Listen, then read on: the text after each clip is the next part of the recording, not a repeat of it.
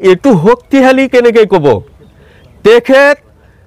word মেম্বাৰৰ সমৰ্থনৰ কাৰণে কংগ্ৰেছ দলত গৈছিল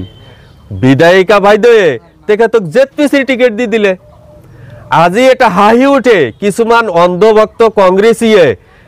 এনেকুৱা প্ৰচাৰ ওলাই আছে কয় ছাগলী ভেড়াৰ গলত যদি টিকেট দি দিয়ে কংগ্ৰেছৰ তেতিয়াও বুলি জিকি আহিব ভাবকচোন এটা কথা ৰাইজক কেনেকুৱা বুৰ্বক বনাব খুজিছে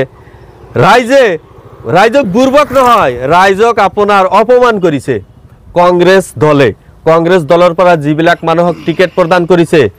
আপুনি দেখক এজন প্ৰাৰ্থী যোগ্য প্ৰাৰ্থী নহয় ধনৰ বলয়ত টকাৰ বিনিময়ত আপোনাৰ টিকেট প্ৰদান কৰিছে তেওঁলোকৰ এটা মানে গৌৰৱ মানে কংগ্ৰেছৰ টিকেট যদি এটা ভেড়া ছাগলীৰ গলতো দি দিয়ে জিকি আহিব বুলি মানে তেওঁলোকে ধামবালি মাৰে ৰাইজে এবাৰ প্ৰতি উত্তৰ দিব ভেড়া ছাগলীক ভোট দি জিকাব নে উপযুক্ত প্ৰাৰ্থীক ভোট দি জিকাব আমি আশাবাদী ৰাইজ সজাগ হৈছে সমৰীয়া সমষ্টিবাসীয়ে সজাগ হৈছে কংগ্ৰেছ দলৰ এনেকুৱা দুৰ্নীতিমূলক আৰু অনৈতিক অসামাজিক কামৰ মানে প্ৰশ্ৰয় নিদিয়ে প্ৰত্যাখ্যান কৰিছে হাজাৰ হাজাৰ ৰাইজ ওলাই আহিছে কোনো দল নিৰ্বিশেষে আৰু আমাৰ AIUDF দলত তেনেকুৱা কোনো ধনৰ লেনদেন নাই আমি জাতিৰ হকে উন্নয়নৰ হকে আমি কাম কৰি আছো অঞ্চলৰ পৰা দুৰ্নীতিমুক্ত অভিযান চলাই আছো আমি সদায় ৰাইজৰ কাষত আছো ৰাইজৰ উন্নয়নৰ কাৰণে আছো ৰাইজৰ ভালৰ কাৰণে আছো ৰাইজে সব বুজি পায় আজিকালি সকলো শিক্ষিত মানুহ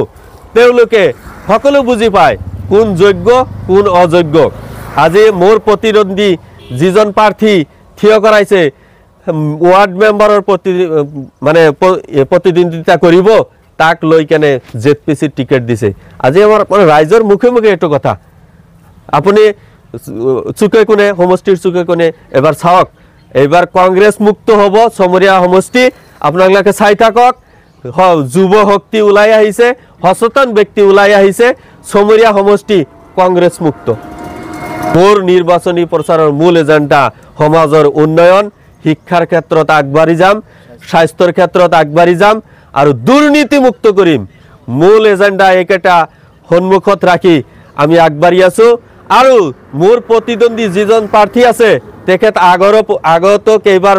প্ৰতিনিধি আছিল ৰাইজৰ কিমান কাম কৰিছে তেওঁলোকৰ অঞ্চলত গৈ চাওক তেওঁলোকৰ গাঁৱত গৈ চাওক কিমান উন্নয়ন হৈছে ৰাইজে বিচাৰ কৰিব কিমান ৰাইজৰ কাৰণে কিমানখিনি কাম কৰিছে ৰাইজে বিচাৰ কৰি সিদ্ধান্ত ল'ব ইতিমধ্যে ৰাইজে সিদ্ধান্ত কৰি লৈছে